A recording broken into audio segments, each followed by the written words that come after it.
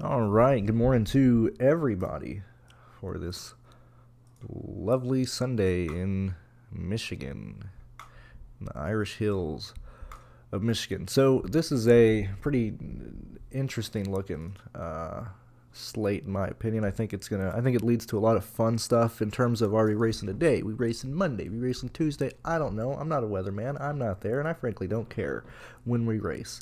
If we get rain delayed, if we in the race under rain, whatever the case, I really don't care. It doesn't matter. All it would change is we have a competition caution. If I believe it rained last night, did it? Question mark. I don't know. I'll look that up. Slate locks in like 4 hours. So I don't really care about the rain at all. Um, we'll deal with it as it comes. It's not that big of a deal.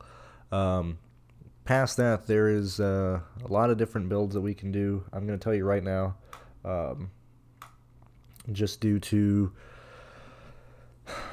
everything going on this month. I'm probably not going to play much the next 2 weeks, being at Watkins Glen and the Indy Road Course. We have Daytona at the end of the month. That's mainly where a lot of my effort and personal money is going to probably go. I'd like to have anywhere in the ballpark of 700 to 1,000 on that weekend between the two races. Probably 200 to 300 on Xfinity and 700 on Cup. That's my ideal. Situation for later this month. So due to that, I'm not playing much next 2 weeks. This race, however, because it's really the last intermediate style track that we have, but it's a 2 mile racetrack. Just let me finish talking. It's the last real racetrack that racing is actually going to happen because road courses are boring and whatever, blah blah blah blah blah. So I'm doing 14 lines on DraftKings today, doing 10 on FanDuel. I don't really play on FanDuel that much anyway, but I'd like to just get some action on that. I have $422 between the two sites today on this. So I'll be talking specifically from building a lot of lines or being close to 20 max. I'm putting 4 in the 15, the 4, the 3, and the 1. I don't really like the $4 contest, and the only reason I'm playing in that one is because I'm entering a lot of lines. It pays out pretty shitty. It's an entry level. A lot of guys can max enter at, or I just don't typically like a gigantic 150 contest. I'm actually really pissed off that they made that 150. Um, I'm just not a fan of that payout structure and how that contest is. Anyway, when we look at this race here, I talked about it a little bit last night. If you were able to join us, have some fun, and as we were able to chit chat and talk and hang out and stuff last night, kind of went over as I was doing projections. It weren't really a picks video. I was just kind of working and stuff as we went through. And so, yet again, for my personal stuff, truly outside of people being taken out last year and Harvick squeaking the win out, a lot of that race was predictable by a lot of these tracks that these guys raced at before. Okay, I'm not looking at previous Michigan races. I'm not looking at uh, previous iterations of the car, whatever it is. I'm looking primarily off of what the next gen is doing and primarily off of the current form. Entering this weekend and entering Pocono, you would argue, a lot of people would argue, same thing, and this is where I got to the whole like Dover and Charlotte line up very similar in a very similar fashion. Like, you wouldn't go in being like, hey, let's use, Darlington, let's use Nashville as a baseline for Pocono, as a baseline for Michigan. But we enter in the week. Same people that are going to carry speed at tracks like this have a real chance of carrying speed in practice, have a real chance of carrying speed in qualifying, and that's really where we're at. I think everybody kind of understands where I'm looking at. Bell has been a top 10 car at every one of these tracks, outside of Kansas. And this is not finishing position. This is like combination of average running position, percentage of being ran in the top 5, top 10, fast laps, and pit road ranking put an account on this. So we have Bell right there. We have Chastain, who is a top 5 contender at all these tracks.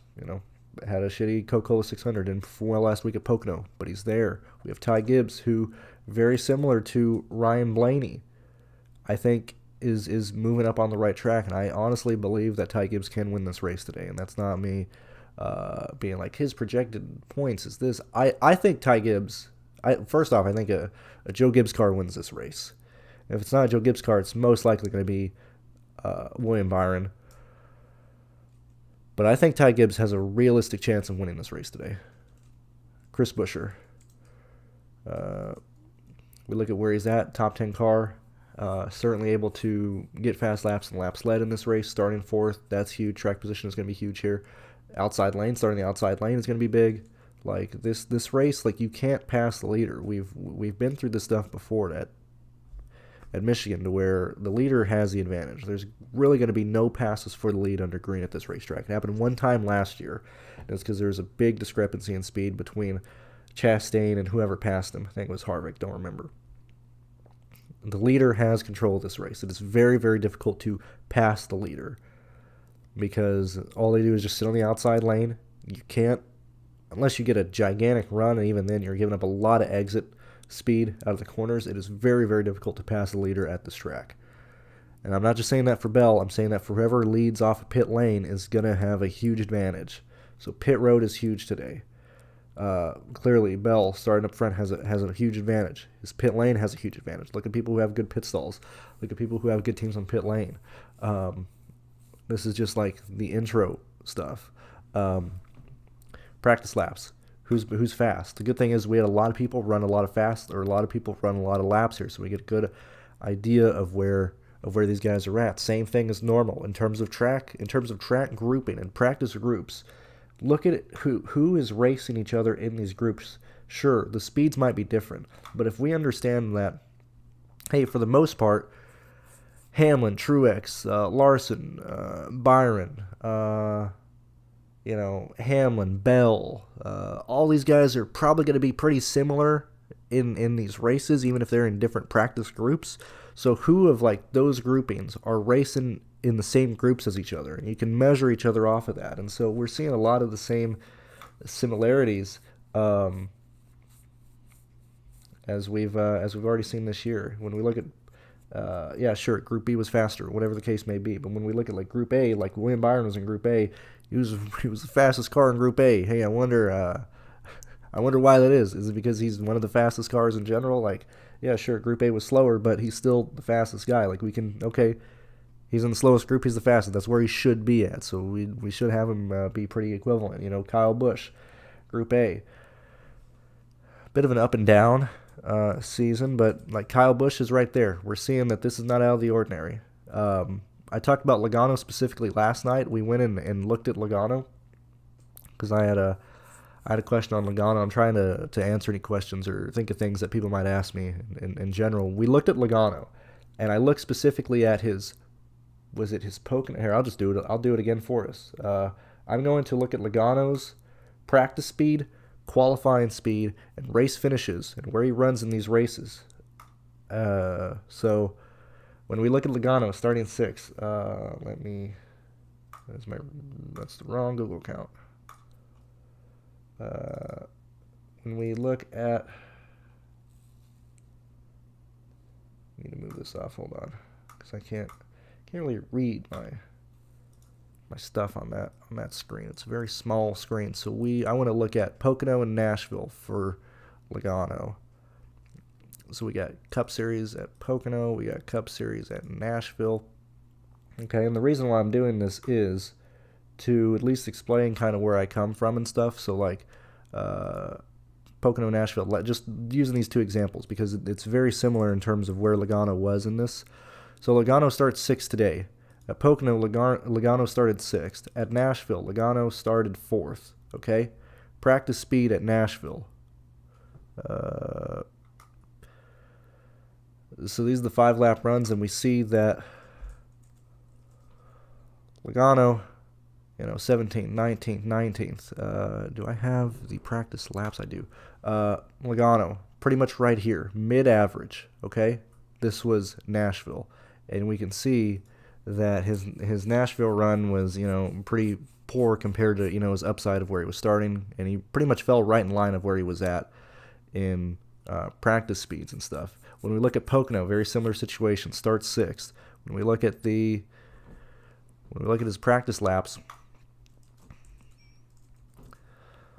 Logano, right in the middle of the pack on averages. When I don't believe I pulled runs for this one. I did not, because we didn't really get a lot. But Logano, right there in averages. And he ended up not performing very decently. When we look at Michigan this weekend, Logano, starting 6. We look at practice laps. Logano, right in the same situation. 5-lap, 10-lap runs. Right in the same situation. Mid-pairing. I'm not playing Logano today. If he shows up with more speed, if I'm wrong, I'm wrong. The things I'm looking at show me that I just shouldn't play Logano today. Or at least I'm explaining why I'm coming to these conclusions.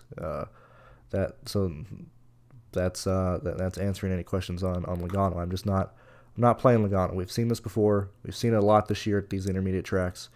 He qualifies well, but his averages take a hit. His average running position takes a hit. And looking at the trends, looking at Larry Max's trends, Logano should probably finish around anywhere from like 8 to 12 today. So I'm just not going to play Logano. I think that should give us enough time. It's been about 12 minutes. Let's see what you guys are saying. I can kind of go off and start answering more specific questions and stuff like that. So let's see what you guys are up to. And I got nothing. Anyway, what's going on, Tom? Hi, Mark. And what's going on? Kyle? How many hogs are you thinking of? I'm thinking of certainly between 2 and 3. That's where I'm at. Now we're at a secondary situation that I like. We have mispriced guys, okay? First off, pricing is very soft in this race. There's no 11K guy. Larson's 10.8, Hamlin's 10.7. The people that I like a lot, and I mentioned this in the Xfinity show, and I mentioned this last night, and this is not because I'm some William Byron superfan. I've got a fetish for some Liberty University or whatever. But William Byron is $10,000. Similar to Austin Hill yesterday. Austin Hill, blows a transmission late in the race. Only has 4th gear. Drops from running 3rd and 4th all day to finishing outside the top 25. What you going to do? William Byron has been a top Kansas. You're going to have ups and downs. But William Byron has been a top 3 car this entire year, and pretty much at like most racetracks. Clearly, didn't happen at Richmond. Hasn't happened at a couple of road courses and stuff. But William Byron, based on what he has been able to do and what he does in these races, like this is a misprice. He should very easily be able to pay off the $10,000 price tag. I like William Byron. I'm just going to keep playing William Byron until he's not like mispriced. William Byron should be like 10.8 every week. I don't understand why he's not. Ty Gibbs, $8,100 in Toyotas, showing us that he has equivalent speed as Bell, as Truex, as Hamlin. We saw the difference. The inexperience in the start of the year had a start, but has shown up. And I would say at this point he's on par. Like Ty Gibbs clearly has like generational talent. We can all agree on that. And if you don't, you're just an idiot. I don't know what you're looking at. The guy knows how to drive a car. The guy, like, just look at yesterday's situation. Car control, understanding not to put it in the wall, understanding how to save the car. Like he didn't overcorrect into the wall. Once he got straight down straightaway, he got sideways, kept it off the wall, lock it up, get out of the gas or get out of the brake correctly. Let the car get straight, didn't overcorrect in the wall. Like, I don't know what else you want to see from Ty Gibbs. The guy knows how to drive a race car. The fact that he's $8,100 in a car that is going to have speed today that's going to compete with stuff. No. Gibbs ran long. We see a lot of the Joe Gibbs cars running long. And now this is where, we have some cracks because this was right off the bat. Whether he be in traffic, he had a rough start. These are very, very slow laps compared to what he should be running at the start of the run. So this is all sort of just by average lap speed, looking at every single lap. But these are right here. Gets the hang of it right there with the Joe Gibbs guys. Right there with the faster guys. Going in, making adjustments. When we look at the 5-lap and 10-lap runs, he's right there. 5-lap, 10-lap runs. Like, I don't know what else you want to see from a guy who's $8,100. we're probably going to see his price start to increase, especially if he starts consistently being able to perform here. We're seeing that he's not making mistakes. We're seeing that he's not messing up.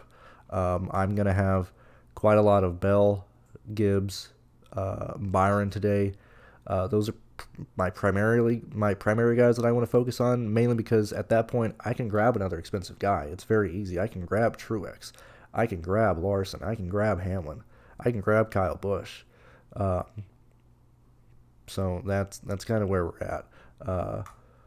These are the guys that I am focusing on today. These 4 individuals. So are you counting Ty Gibbs as a lap leader and a dominator? I mean, I think he's just going to be able to pay off $8,100 just running. He's going to scrape off some fast laps. I think he's going to get the lead, and like I said, I think he could win the race. But at $8,100, he doesn't need to be a lap leader. He doesn't need to be a dominator. He just shows up and pay off the money, dude. It's more so how many guys in the top 10 am I starting. I'm finding myself getting to a lot of lines that have Bubba Wallace, that have Daniel Suarez, that have Tyler Reddick. Tyler Reddick is another guy that makes a lot of sense to me. But I'm very open to the top portion of this field. I'm interested in Larson. I'm interested in Bowman. At this point, I'm not paying Cindric. When we look at Harvick, because I think Harvick will probably carry ownership based on his track history here. When we look at Harvick, this is where he's at, man. This is where he's at. He is a 13th to 8th place car. I got to really stop scratching my chin here because I'm just rubbing myself raw. When we look at Harvick, kind of the same deal. We know where he's at. In order for him to win this race, he needs to perform better than this set of data points that I'm looking at, which he did last year. That's how he won the Michigan race. He had no right winning that race. He was not the best car. He was not in contention to win it. It was strategy that put him out there, and he got in position. You have to have at least top 6 speed to be able to put yourself in positions like that. But this is where Harvick is.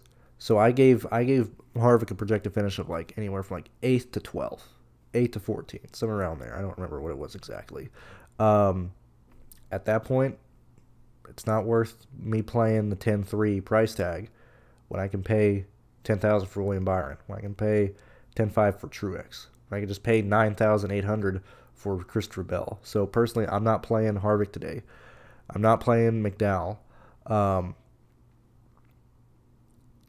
not playing Cole Custer. I'm not playing Ty Dillon. I'm probably not going to get to Josh Berry. But this is kind of where I'm at. I can't think of anybody else that I'm seeing pop off in my lineups that I ran. Now I haven't made all my lineups yet.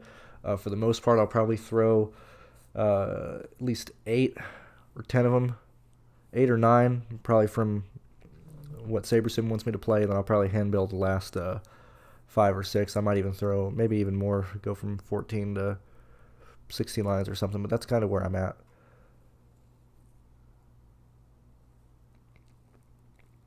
Josh Berry added, how do you feel as a start for him? J.G. Ely and LaJoie could start together. So punting in this race is very, very risky. Yes, I mean, the only 2 punts would be Bilicki and Yaley. I would prefer Yaley. We need Rex in this race. These guys, when we look back at last year's race, even when you look back at Auto Club, you'll see that a lot of these guys get stuck running 30th to 33rd all day and needed wrecks and restarts and stuff. This is playing these guys at the bottom is pretty risky today. We're going to need people to crash out to help them out. I'm not saying don't do that, especially if you love the line. If you're getting everybody you want in that line, I will probably have at least 2 lineups that either have Yaley or Bilicki in there, but I do not expect much from those lines. Just due to the fact that we're going to need these guys to finish at least top 27 to probably work out in a race like this. And they're not going to do that on speed alone. Yeah, Barry. Barry's 2,500 on FanDuel. Don't think I need to go there on FanDuel. And I'm very much playing the same guys on both sides today. But his price on FanDuel was very intriguing. I haven't made anything for FanDuel yet. But I have very little interest in Barry. I personally believe. So I'm pretty biased in terms of drivers that I like. Like you can clearly see I'm wearing a Gregson shirt right now. Um, I think he's a good driver. I think he has a lot of talent. This legacy car is horrible. It's fucking terrible. Jones has more talent than Gregson. I think that's apparent. Jones has more experience, and he hasn't been able to get a ton out of these cars. So I don't expect much from Josh Berry today. I forgot what I projected for, but I think I gave him like 28th or something. But I'm just not seeing much from Barry, so I will probably not be getting to Barry on DraftKings. FanDuel will be the only place I might consider him, and I don't even think I need to go to that. But that might change. If you're in the Discord, you can always ask me once I start messing with FanDuel in like an hour or so. Thank you very much for the 119 you guys here. I do appreciate the support. If you guys would like to support me in a monetary fashion, you can always join the Patreon. You can get my projections and everything that I have. And I kind of tell you guys what it is, but the Patreon is more so just to like, hey, as like a true support. You get access to my Discord, so we can talk and stuff like that. But if I've ever helped you in some form or fashion and you haven't tried it, I'd like you to try it. Let's see what else you guys are saying. Yo, what's up, Yellow? I don't really have. Well, I probably Harvick. Not playing Harvick. So when he fucking wins the race, that's what it is. Even that Brad Cade, like that's. I was so annoyed. It was one of those. I knew something would happen. Typically, when you not even take a stand, when you're ranting that much, you're just setting yourself up for failure. And that was unfortunate. I had a lot of Buescher. I like Buescher, just never considered Keselowski last week. Bubba or Bowman? I gotta look at projections for that one real fast.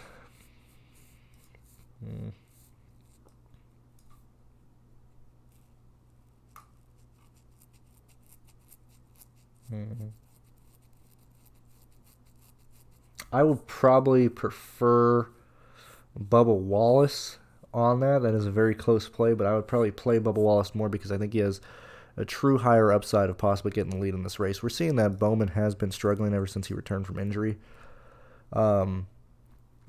Whereas Wallace has been a much better car, either similar or better.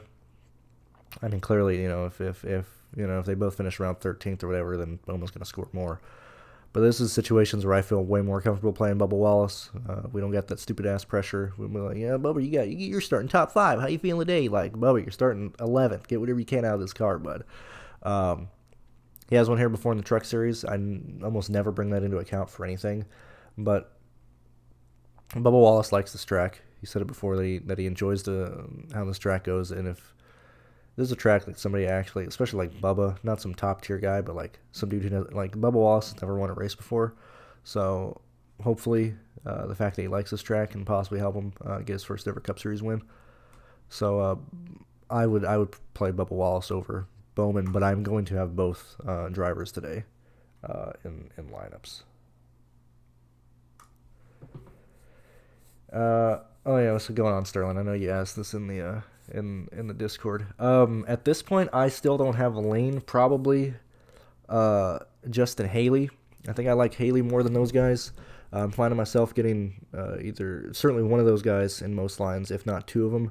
I like LaJoy. I like Haley. I like Burton, and probably in that order. I'll be playing them all, but that's the order that I'd put those guys in. Harvick probably highest owned. I fucking hope so, man. I'm so tired of these fucking idiots. Like, why did people play Barry yesterday? 32 or like 37, I think it was 32% played Barry. I didn't understand it at all, man. Didn't get it at all. We got 17 playing Austin Hill. Just don't get it, man. I don't know what the fuck people are looking at and stuff. Why would we play Harvick? I hope people play Harvick today, because I'm not fucking playing him. What's going on, Scott? So the gap between 24th and 29th, who are those drivers worth playing or fading? 24th, 29th. I probably won't play Priest. I plan on having some. I'm going to have AJ Allmendinger. When we look at colleague. This is why I like Haley. Like, Haley has upside based on where he's starting. This can be enough to push him into being in certainly cashing lines, possibly winning lines. When we look at AJ Allmendinger, starting 24th, got similar upside. I like both these guys. I'll just kind of use this for all of them. When we look at Jones, certainly a riskier play, but even the pricing is huge. Like, this 500 is pretty important. Pretty important compared to Haley. Pretty important compared to Priest. If you're paying up, you need him to compete, and you need basically, I know Bowman's 8,000, but in this range, it's really a battle between him and Bowman, or even him and Suarez. I just probably won't be getting to a lot of Jones today. I don't think I'll be able to afford a lot. When we look at Stenhouse, I think Stenhouse has quite a bit of upside. I actually prefer him over Jones. So I'll probably have ownership to everybody in this range other than Jones in some form or fashion. And probably not Priest. Let's look at where Priest is at. I mean, maybe. I'll run stuff and look at it. But I just don't. Like, Priest is slow. That's concerning, man. That is concerning. All right, what else?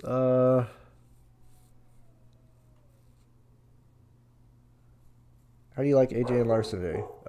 Just kind of just what I said there. Larson always has upside. You almost always need to have Larson in some form or fashion. I think it's always worth to have Larson in line, specifically in a race to where we're probably going to even get a bigger discount on him and Hamlin, because if I do believe people are going to pay up for Harvick, it lowers everybody else in the 10K range, especially if he's going to be either one or the two highest owned guys in the 10K range. That means Larson will probably fall at like 4th. Hamlin will be like 3rd or whatever. Byron, I can never understand what his ownership's going to be, because he should be Byron should be probably the highest owned guy in the 10K range. He probably won't be. So anytime I view a situation where we're going to get discounts on other 10K guys just because everybody's going to go to Harvick, I'm fine with that. Almirola and Briscoe. I mean, you can look on the screen and find it yourself. I haven't seen any Briscoe or Eric Almirola in any lines that I've ran on SaberSim at all. They might be in there because I'm running 1,500 lines, but I just haven't seen any that I'd bother playing.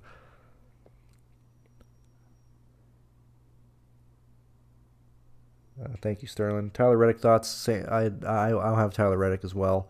$9,200. I'm gonna probably prioritize him in lineups to where I'm probably gonna prioritize Reddick in lineups that I have Truex and Byron in.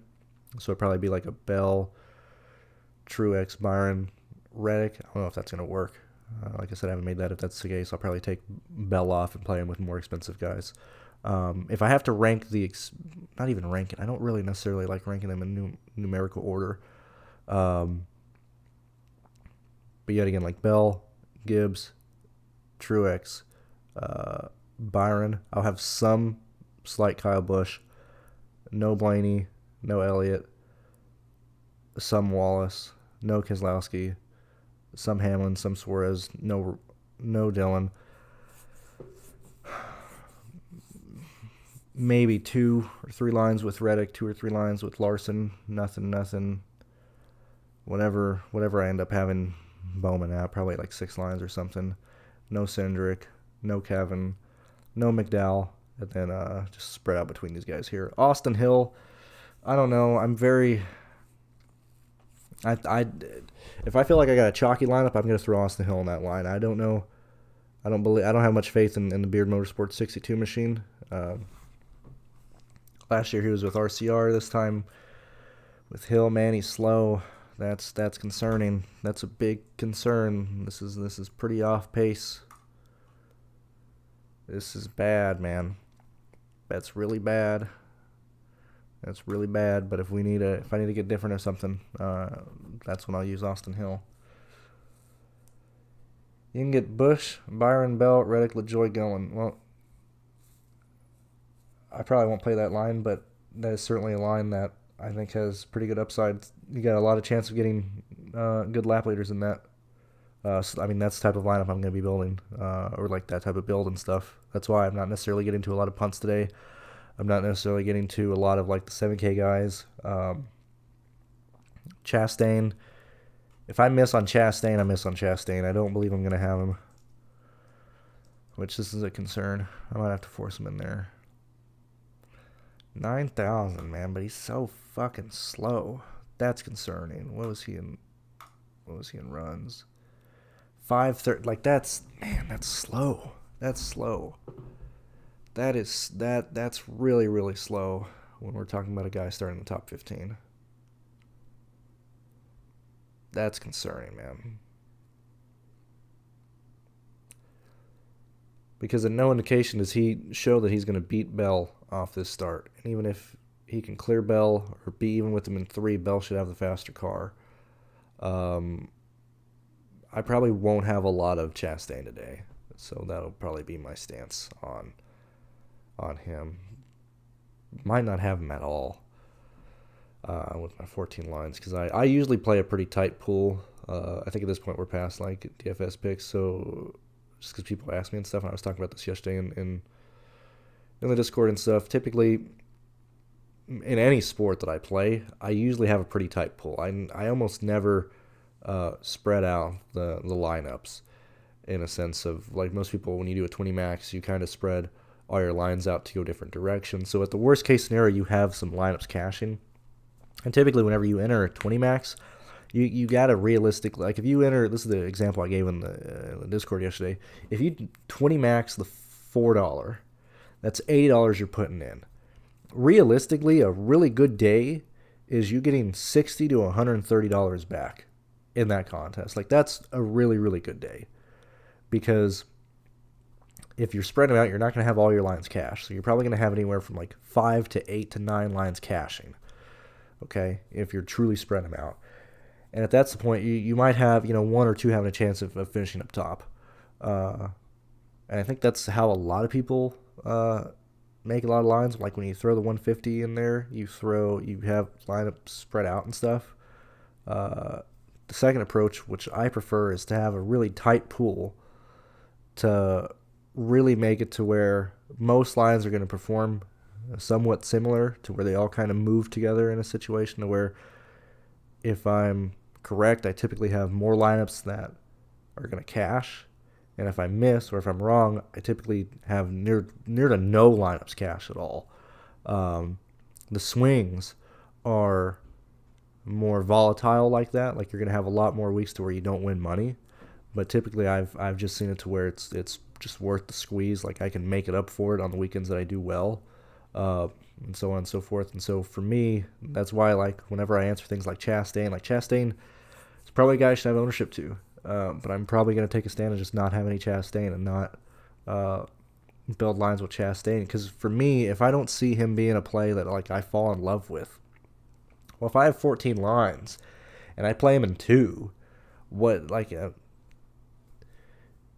if I'm right, then those 2 lines are dead. If I'm wrong, then yeah, the 2 lines might still cash or whatever, but the rest of my lineups are probably not going to cash if Chastain goes out there and kills the field. And so, like, I just don't see the point in building the 2 lines with Chastain when I clearly just like other people more. And if I'm wrong, I'm wrong. Like that's just how I play.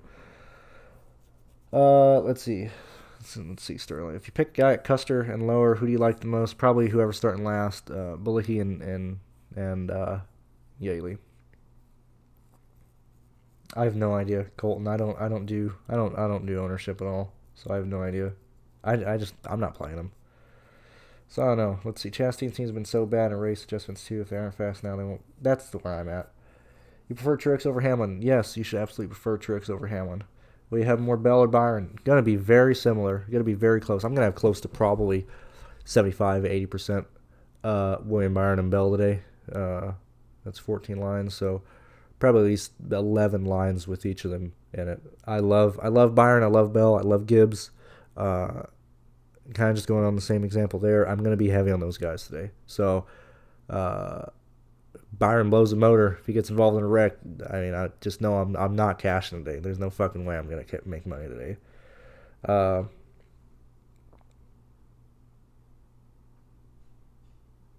What's going on with Ken? Man, we're talking like DFS like 7 years ago, my guy. With Kenseth and then the 20 car. Oh man, whatever he. I don't know, man. How'd you rank these three? Truex, Hamlin, Busch. That's how I'd. Busch and Hamlin are a coin flip. These are like, see, personally, no offense, Dave. I really don't like questions like this, because one, this can be answered with my projections. Two, these are minuscule like plays. Hamlin, Truex, and Busch are all guys competing directly against each other. And if a lot of those are a coin flip, well, then it's going to be decided in pit lane. You gotta respect what Busch is putting out today, in practice speed. You gotta respect this. I mean, this is important. You can't fake the long run speed, regardless if these stupid groups are different. This is 25 miles. This is I'm not gonna be able to do that. Jesus Christ. This is 50 miles. 25, 50. So this is like 35 or whatever, 38. There's a lot of wear on the tires. Like this is a legit long run speed. Like nobody else ran that long. Like this, it's not even that. Who cares what fucking group he was in? Does he have a lot of fall off at the line? Not really. Like you got to respect what Kyle Busch is having here. And he's had weekends like that. He's shown speed before, you know. But like, I'm gonna have exposure to all of them. I love Truex. Truex is by far my clear play, but Busch and Hamlin are very much coin flips and stuff like that. At least for me, that's where I'm at. And I think that's about it. Do we have any more like other questions and main stuff like that? We've been live for right at 40 minutes. I think I've about talked about everything. Unless you guys want to rant about whatever you want, we can turn this into a ranting show for the last 5 minutes. But I think that's about where I'm at in terms of DFS and stuff. Yeah, that's about where I'm at. Man, my chin is so itchy today. See, I'm clearly out of things to talk about if I'm talking about. If I'm considering talking about putting moisturizer on my chin and stuff. Where's that guy last week that wanted me to suck his dick? Be like, head to head me, bro. Where's he at when I need moisturizer? Jesus, dude. Yeah, that's about where we're at. Explain exposure for 20 max I struggle with. Well, okay, so I'm pretty. When I do 20 max, because I use SaberSim to build lines. When I 20 max, and this is why I implore people to track lineups like I do, and not necessarily just look at the percentage. I want to visually see what lineups I'm running. If you watch my stuff, I'm not going to show it now because clearly I'm not going to show lines and stuff. But make it. I would say make a Google sheet and then just highlight each lineup so I can see what they're like, so I can visually see.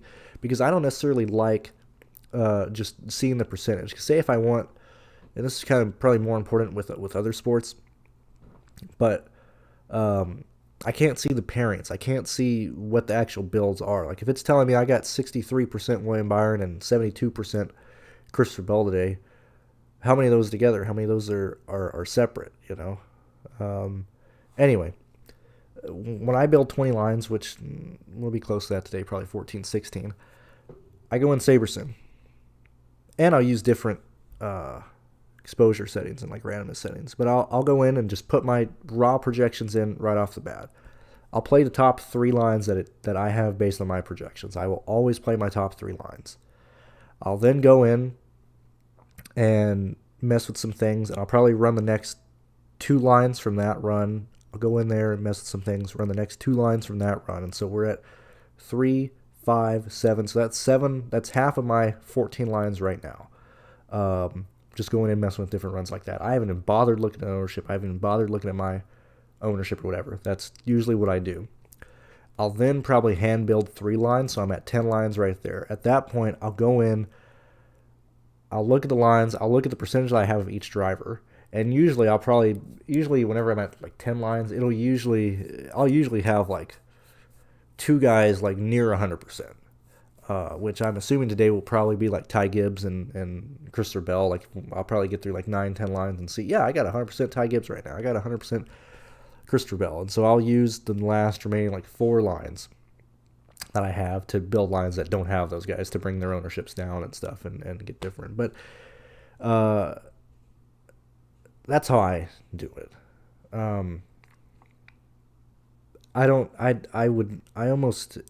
I have to use other sports as examples of how I would answer the 20 max question, but even still, like I play a condensed pool. So I'm going to play drastically more aggressive than other people. My risk tolerance is just non-existent.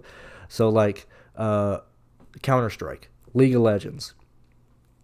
I don't necessarily do 20 lines for that, but if I'm doing like, I'll build those lines in the optimizer and just play them, and it's typically like 100% like 3 guys. Like it's the same line just built like 10 different times.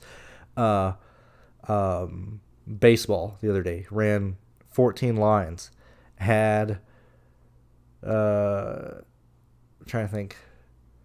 I had 3 guys from Seattle at 75%, and then I had a lot of guys from Houston right around like 65 to 45, and that was primarily what all the lines are built off of. They were mainly Seattle and Houston stacks, like one off from Baltimore and other things like that. But typically, I have very high exposure to, I guess it's baseball. That's 10 positions. NASCAR is 6 in each line, so I typically have pretty high exposure. In like NASCAR, to probably like 4 drivers. Baseball, it would be like 6 players. Football, I'll just fucking go all in on like 2 stacks. Like if I play 10, 15 lines, it's gonna be 7 lines with one stack, 7 lines with the other stack. Like I'm very aggressive in that situation. Like I do not spread exposure out in 20 max and anything like that. So whenever you run an optimizer, the way that I play, like when I ran, like I'll tell you right now, like when I ran SaberSim, this is when I'm, I don't want to put this on the screen. What is this showing me? So SaberSim right now, I have a pool of 500 lineups. And then I have, my 150 just here to like look at and stuff. Out of my 150 lines, I have Ty Gibbs in 142 of them. That's an exposure rate at 94%. I have Christopher Bell in 100. That's 66. William Byron, 53%. So clearly I'm not running this 150, but based on my stuff, it's going to have a lot of Ty Gibbs. And as I said, as I build lines, as probably when I enter my first like 9 to 10 lines day, I'm going to probably have 100% Ty Gibbs. And then I hand build lines after that exclude Ty Gibbs, or I'll go in here and exclude him and play a few lines that don't have Ty Gibbs and stuff like that. But I worry about exposure as I'm going through, as I'm tracking lines, and so on and so forth. I just never do it on like one run or anything like that. If that answers your question, or if that helps you at all.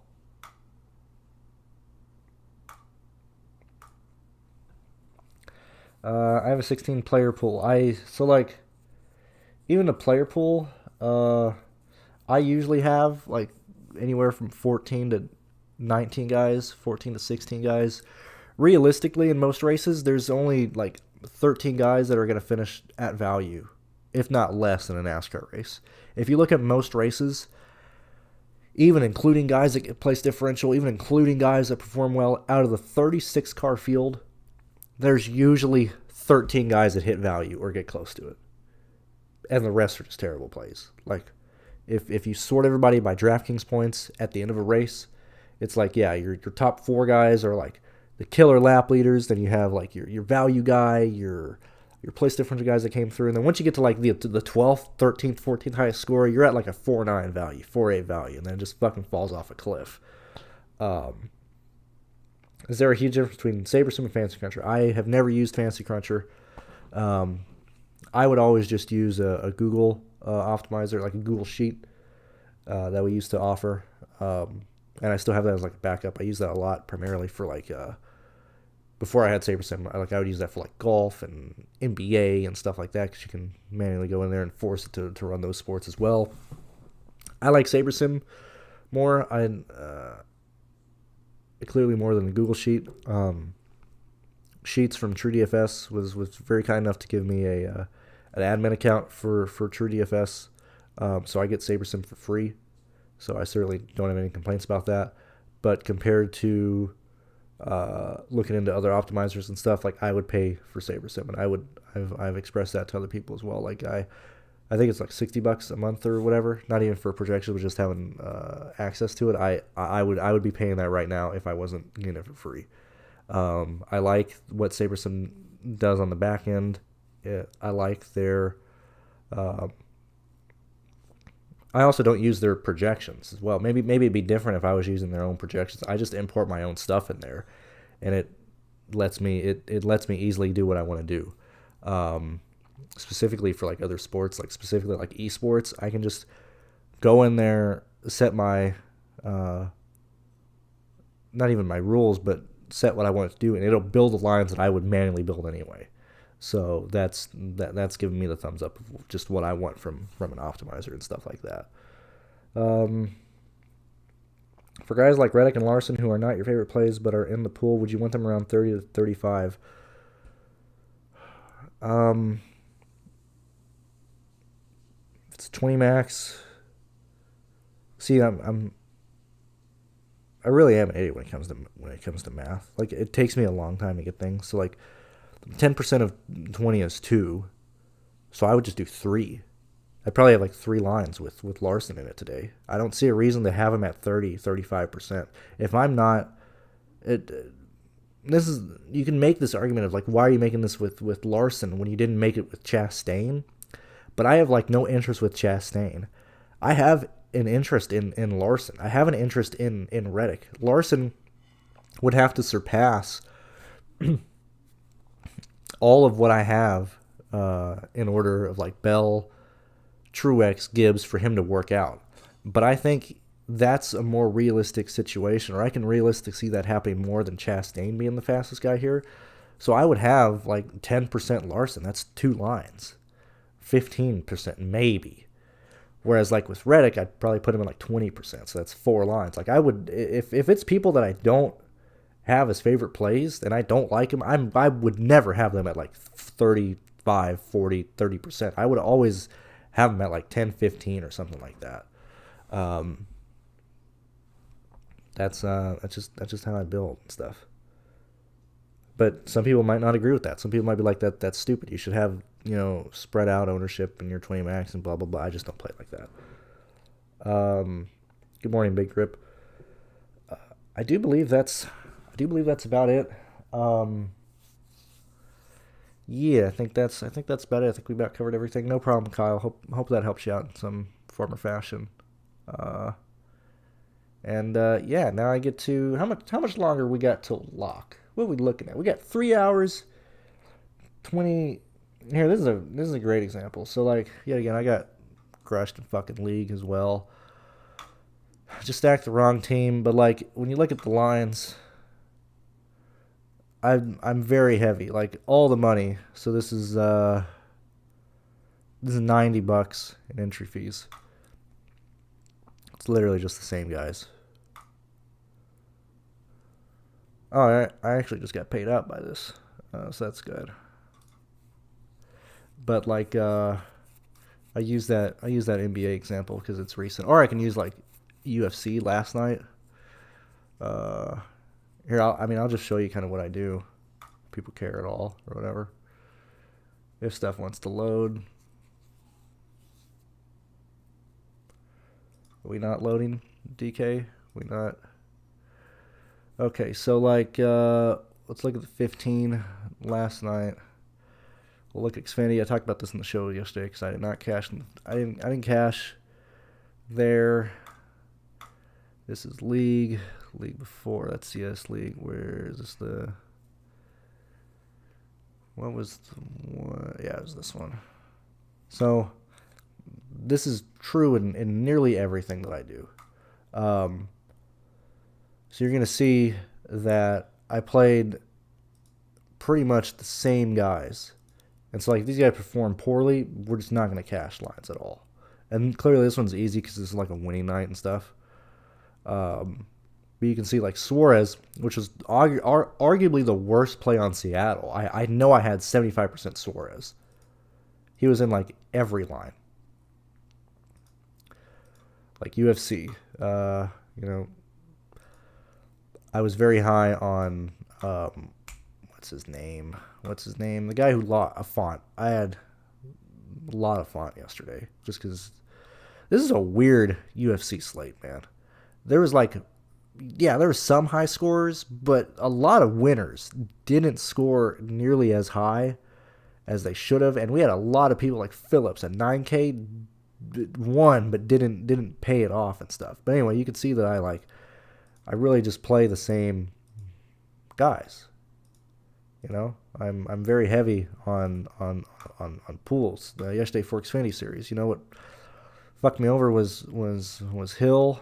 Creed lost positions late in the race, and we had a lot of place differential come through. Like we had Parker Kligerman. We had Parker Retzloff come through. Whereas like this killed the line. I had Parsons just lose positions on the last start. Crawla got involved in the wreck, you know, so on and so forth. So I didn't have any lines cash for Xfinity yesterday. But you can see, like, hey, I had 100% Nemechek or Gibbs, right? Yeah, I had 100% Gibbs. Nemechek, I just play heavy like that because my projections are showing me that I need to have exposure to these guys. These guys are going to probably be the highest placed guys. And I forgot if Allgaier beat Gibbs. I had a lot of stuff going on. Just not personal. I was busy doing stuff, so I haven't been able to go through everything in this race yet. But I'm always heavy on guys. Counter-Strike, same thing. Like I always go 100% on the captain, and then I just build pretty much with the same guys. And so when I don't have. Oh no, I didn't even have it. I'm so sorry. So I thought I had this open. I apologize. Real quick, so you can visibly see. I thought I was showing my screen. You can see that I play very tight lineups. They're either going to cash or they're all pretty much not going to cash. DraftKings or UFC, same thing yesterday. Like very, very tight pools, so on and so forth. Xfinity didn't cash yesterday, but had 100% Ty Gibbs. And so on and so forth. I thought I was showing my screen, so I do apologize for that. Same thing with Counter-Strike. So anyway, I build with really, really tight pools of drivers and stuff. So let's see here. I just find it hard to spread out ownership in 20 max. I don't know if it's harder, but I don't know. I feel like that'd be the easier one. Even with like same thing with like 3-entry, like people will tell you like if you're doing a 3-entry lineup, you should have drastically different lineups. Each one of those should be different. I just think, nah, fuck it. I'm building those 3 lines are gonna be like the same fucking one, dude. You know.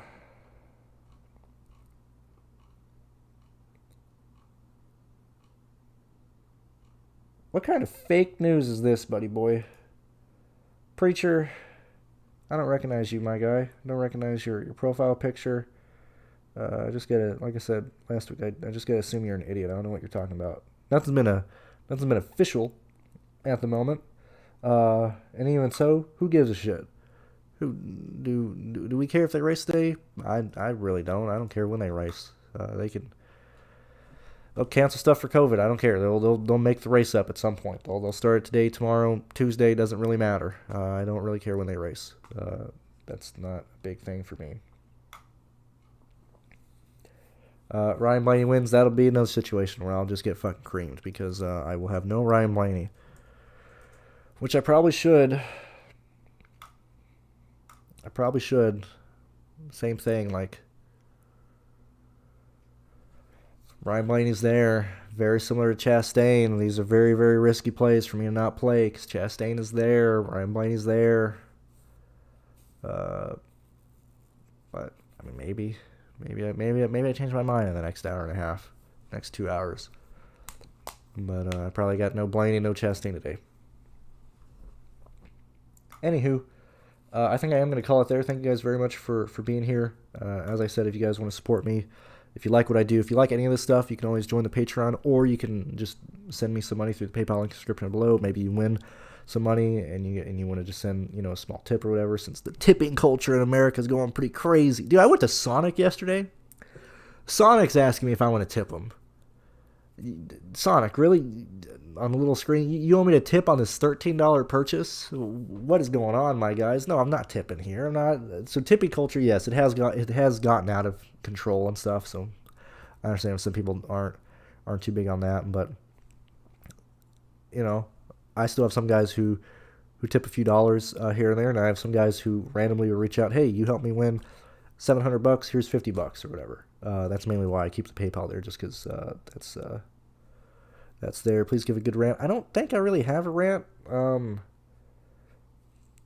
I would talk about Noah Gragson, but I'm having a pretty good stream so far. I don't think I need to piss off too many people. If there's anybody in this, I don't know. Like, I don't know if my audience is gonna be the people who get annoyed by that stuff, because they know I'm pretty edgy anyway. I'm wearing a Gregson shirt right now. That's really about the only rant I can really think of. I just think that's kind of bullshit that you got fucked. You got cucked, man. You got really screwed over. They threw the bus at him. And, man, fuck Legacy Motors Club. Those idiots. Those stupid cucks, man. But that's really it.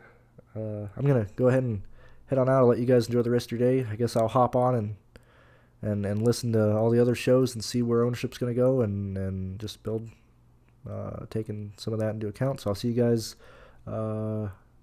this week in preview videos and stuff, and I'll see you guys I'll see you guys tonight for Winstall if you want to watch it, and if you want to come and watch me race at Watkins Glen and be slow as fuck, you can watch me do that on iRacing tonight. So I'll see you guys later. Peace out.